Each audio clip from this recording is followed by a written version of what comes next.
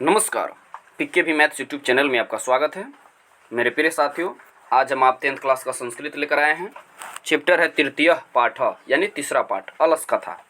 अलस कथा कहानी के बारे में हम पढ़ेंगे। अलस कथा आलसियों की कहानी है। कितने आलसी थे, यह पाठ कहाँ से लिया गया है और सभी आलसियों के बीच क्या क्या वार्तालाप हुआ है, पूरी जानकारी हम इस वीडियो में देंगे। चलिए वीडियो स्टार्ट करने से पहले आपसे छोटी सी रिक्वेस्ट है, अगर आप मेरे चैनल पर नए हैं तो प्लीज़ चैनल को सब्सक्राइब कीजिए और साथ में आने वाले घंटी का बटन जरूर दबाइए ताकि वीडियो का नोटिफिकेशन आपको मिलता रहे। अलस कथा यानी आलसियों की कहानी। अयम पाठ विद्यापतिकृतस्य कथाग्रन्थस्य पुरुष परीक्षा इति नामकस्य अंश विशेषो वर्तते। यह पाठ विद्यापति के द्वारा रचित कथा ग्रंथ पुरुष परीक्षा के अंश विशेष से लिया गया है।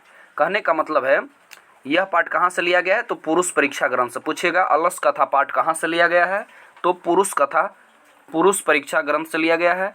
और इस कथा के लेखक कौन है, तो विद्यापति है। कौन है, विद्यापति।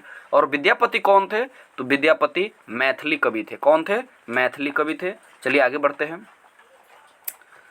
अंश विशेषो वर्तते हो गया, पुरुष परीक्षा सरल संस्कृत भाषायां कथा रूपेण विभिन्नानां मानव गुणानां महत्वं वर्णयति, दोषानां च निराकरणाय शिक्षां ददाति। पुरुष परीक्षा सरल संस्कृत भाषा में कथा के रूप में विभिन्न मानव गुणों के महत्व को वर्णन करता है। पुरुष परीक्षा क्या है, सरल संस्कृत भाषा में लिखा गया है और मानव के जो विभिन्न गुण हैं उसका वर्णन करता है। दोषा नाम च निराकरणाय यानी दोषों का निराकरण करता है, दोषों त्रुटि को हटाता है, ऐसी शिक्षा वह देता है। विद्यापति लोकप्रिय मैथिली कवि आसीत्। विद्यापति लोकप्रिय मैथिली कवि थे। अपि च बहुनां संस्कृत ग्रंथानां निर्माता अपि विद्यापतिरासीत् इति तस्य विशिष्टता संस्कृत विषयो प्रभुता अस्ति। कहता है और बहुत सारे संस्कृत में ग्रंथ लिखे हैं जो विद्यापति वह विशिष्ट संस्कृत में विशेष रूप से स्थान ग्रहण किया हुआ है। सिर्फ विद्यापति का यही ग्रंथ विशेष स्थान ग्रहण किया है ऐसी बात नहीं है, बहुत सारे ग्रंथ वो लिखे हैं। प्रस्तुत पाठे आलस्य नामकस्य दोषस्य निरूपणे व्यंग्यात्मिका कथा प्रस्तुता विद्यते। इस पाठ में आलसियों के दोष को निरूपण किया गया है और व्यंग के रूप में कथा को प्रस्तुत किया गया है, यानी कमेंट करके किया गया है। नीतिकारा आलस्य रिपु रूपम मन्यते। नीतिकार, शास्त्रकार, नीतिकार, जनकार जो विद्वान लोग हैं वह आलस्य को क्या मानता है, शत्रु मानता है। पूछेगा मनुष्य का शत्रु कौन है, तो आलस्य। यानी नीतिकारों ने आलस्य को क्या किस रूप में मानते हैं, तो दुश्मन के रूप में मानते हैं। रिपु माने दुश्मन होता है, दुश्मन के रूप में मानते हैं। इस बात को नोट कर लें। आसित मिथिलायां वृषवरो नाम मंत्री।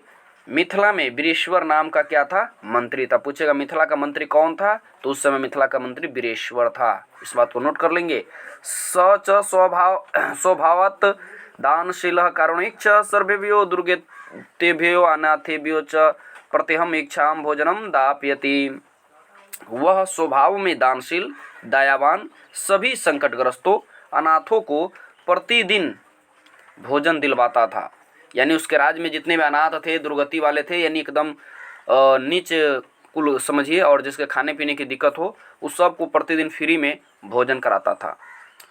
तत्मध्ये अलसेभ्यो अपियन वस्त्रम दापयति।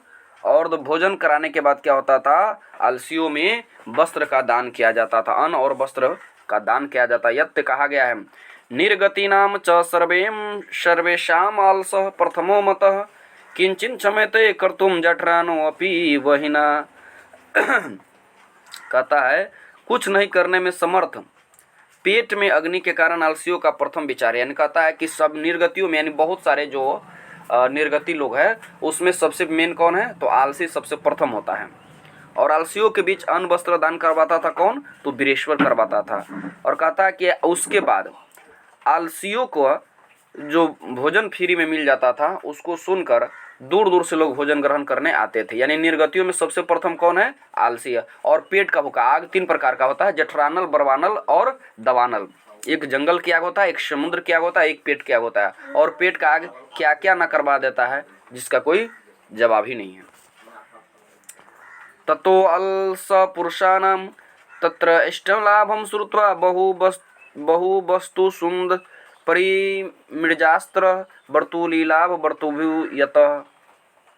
कहता है तब उसके बाद आलसियों को अधिक लाभ सुनकर अधिक तोंद बढ़ाने वाले वहां स्थित हुआ। यानी कहने का मतलब है कि जब आलसी को भोजन मिलने लगा तो क्या हुआ कि और लोग उस लाभ को सुन करके, जैसे फ्री में भोजन मिल रहा है, वस्त्र मिल रहा है, वहां जाने लगा।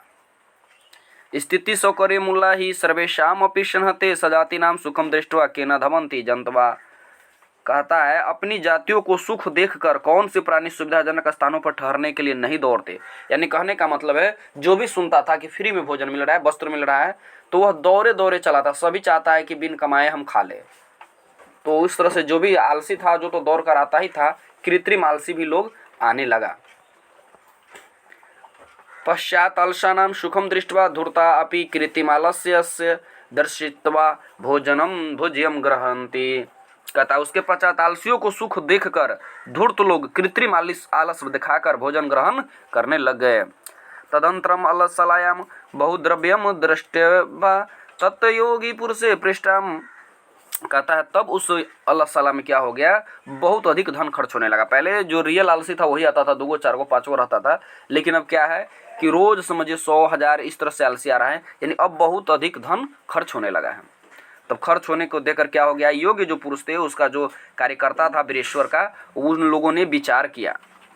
क्या विचार किया, यक्षम बुद्धया करुणया केवलम अलसेभ्य स्वामी वस्तुनि दाप्यति कपटे अलसानामपि गृहन्ति इति अस्माकं प्रमादः। कहता स्वामी के दया से केवल आलसियों को वस्तु दिलवाना है, परंतु यहाँ पर कपटी आलसी भी अलस बुद्धि से प्राप्त कर रहे हैं। यह हम लोगों का क्या है, आलस है।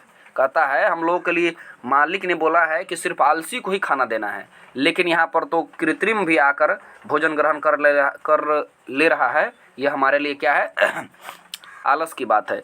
यदि भवति तदलस पुरुषाणां परीक्षम कुर्म इति प्रामीण्य प्रसुप्तेषु अलसलायां तत्योगी पुरुषा वहिनम दाप्यति। यदि संभव होता है तो आलसियों की क्या किया जाए, परीक्षा लिया जाए। ऐसा परामर्श करके सोए हुए आलसियों के घर में क्या क्या, वह योगी पुरुष ने आग लगा दिया। चलिए पूछेगा आग किस समय लगाया गया, जब सब सोया हुआ था। ततो गृह लग्न प्रविद्ध अग्निम दृष्ट्वा धूर्तो सर्वे पलायिता। घर में आग को लगे देखकर जितने भी धूर्त थे सभी पलायन कर गए। पश्चातिस अलसा अपि पलायिता। उसके बाद कुछ आलसी भी भागने लगे।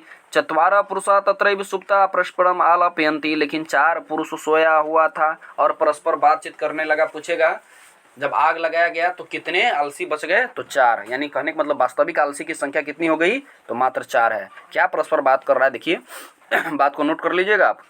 एकेन वस्त्र वृत्तोन्मुखम अहो कथयम कोलाहल। एक ने वस्त्र को मुंह से ढकते हुए बोला, अरे कैसा हल्ला हो रहा है, कैसा कोलाहल हो रहा है। द्वितीयोनोक्तम, द्वितीयों ने कहा, तर्क्यते यदेस्मिन् गृहे अग्नि लग्नो अस्ति। लगता है इस घर में आग लग गया है। तृतीयोनोक्तम को अपि धार्मिको नास्ति। तीसरे ने बोला कोई धार्मिक नहीं है क्या। इस तरह से बातचीत हो रही है।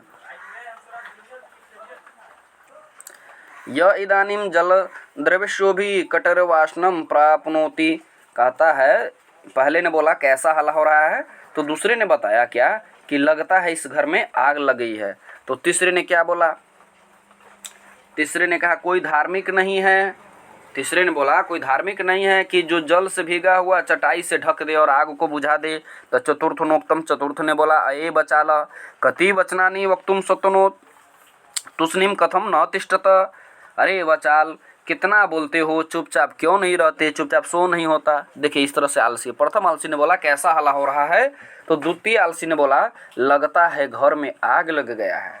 तो तृतीय आलसी ने बोला कोई धार्मिक नहीं है जो इस आग को पानी से द्रव्य से बुझा सके। तो चतुर्थ ने बोला अरे बचाल तुम कितने बोलते हो, चुपचाप सो नहीं होता है। तत चतुर्नाम अपि तेषामेव प्रश्रमलाप श्रुत्वा वहिना च प्रविद में श्यामुप्रीत पतिष्यन्त दृष्ट्वा नियोगी पुरुष वर्धयन् चत्वारो अपि अलसा केशवास्य कृष्य गृहत्वाम गृहात् बहिकृता। कथा उसके बाद चारों का वार्तालाप सुनकर उसके ऊपर आग को गिरते देखकर योग्य पुरुष के द्वारा मृत्यु के भय से चारों आलसियों को केस पकड़कर बाहर निकाला गया। ये चारों बतिया रहा है और घर से बाहर निकल नहीं रहा है। ऊपर से मकान जल जल के इनके ऊपर जब गिरने वाला हो गया तो लगा कि जो योगी पुरुष थे कि यह चारों मर जाएगा, उसमें जल जाएगा। तो चारों ने उसका झोंटा पकड़ के, केस पकड़ के उसको बाहर निकाला। पूछेगा आलसियों को क्या पकड़ कर बाहर निकाला गया? तो केस पकड़ कर बाहर निकाला गया। पश्चात आलोक्यम तत्योगी भी पठितम, उसके बाद उन लोगों के द्वारा पढ़ा गया। क्या कहा गया? पतिरेव गति स्त्रीणाम बालानाम जननी गति नालसानाम गति कौचिल्यों कारुणिक बिना। कहता उसके बाद उस लोगों ने क्या कहा? पति ही स्त्रियों की गति और बालकों की गति माता है। यानी स्त्री की गति क्या है? तो पति। स्त्री पति के बिना कुछ नहीं है और बालक माता के बिना भी कुछ नहीं है। उसी प्रकार दयावान के बिना आलसियों की कोई गति नहीं है। यानी पूछ देगा स्त्री की गति किससे है? तो पति से है। पति के बिना स्त्री का कोई महत्व नहीं है। और बालक की रक्षा कौन करता है? तो माता करता है। बालक, माता के बिना बालक की भी कोई गति नहीं, बालक को भी देखभाल करने वाला कोई नहीं है। उसके बाद है दयावान के बिना कारुणिक की, दयावान और कारुणिक के बिना आलसियों की भी कोई गति नहीं है। पश्चातेषु चतुर्शलसेषु तत्यो अपि अधिकतरम वस्तु मंत्री दाप्यामश्य। कहता उसके बाद चारों आलसियों को मंत्रियों ने बहुत अधिक धन दिलवाया। यह बहुत महत्वपूर्ण कहा कि यह रियल वास्तविक आलसी है। ऐसा ऐसा घर में आग भी लगा फिर भी नहीं भागा। इस तरह से उसको बहुत सारा इनाम दिया गया। इस पाठ में आपने पढ़ा कि अलस कथा कहाँ से लिया गया है? तो पुरुष परीक्षा से। और पुरुष परीक्षा के लेखक कौन है? तो विद्यापति है। विद्यापति कैसे कवि है? तो मैथिली कवि है। वृषवर कहाँ का मंत्री था? तो मिथिला का मंत्री था। वह स्वभाव से कैसा था? तो स्वभाव से दानशील था, कारुणिक था और आलसों को भोजन कराने वाला था। उसके बाद है चारों आलसी ने परस्पर क्या वार्तालाप किया? तो पहले आलसी ने वार्तालाप किया कैसा हल्ला हो रहा है। दूसरे ने कहा लगता है घर में आग लग गया है। तो तीसरे ने कहा कोई धार्मिक नहीं है जो इस आग को बुझा सके। तो चतुर्थ ने बोला अरे बचाल कितने बोलते हो, चुपचाप सो नहीं होता। इस तरह से और लास्ट में योगी पुरुष ने चारों आलसियों को केस पकड़कर बाहर निकाला। इस तरह से कहानी थी और बताया गया कि स्त्री की गति पति के बिना कुछ नहीं है और माता की गति बालक के बिना भी कुछ नहीं है। इस प्रकार दयावान के बिना आलसियों की भी कोई गति नहीं है। फिलहाल इस वीडियो में इतना ही। अगर आप भी चाहते हैं कि मैट्रिक परीक्षा में उच्चतम अंक स्कोर करें तो आज ही आपके अपने चैनल पीके भी मैथ्स को सब्सक्राइब कर ले। साथ में आने वाले घंटी का बटन जरूर दबाइए। वीडियो का नोटिफिकेशन आपको मिलता रहे। वीडियो को लाइक कीजिए, कमेंट कीजिए और ज़्यादा से ज़्यादा शेयर करना ना भूले। थैंक्स फॉर वॉचिंग वीडियो देखने के लिए धन्यवाद।